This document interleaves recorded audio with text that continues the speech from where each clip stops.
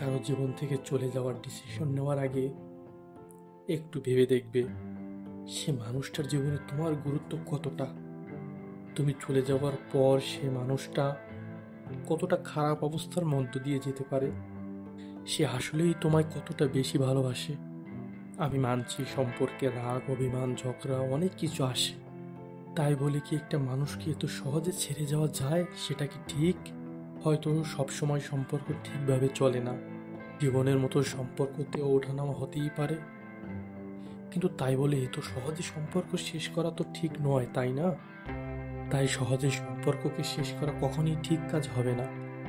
তুমি যখন তার সাথে সম্পর্ক শেষ করে তোমার সাথে তার যোগাযোগের সমস্ত উপায় বন্ধ করে দেবে, তখন মানুষটার কাছে আর উপায় থাকবে না তোমার সাথে যোগাযোগ করার।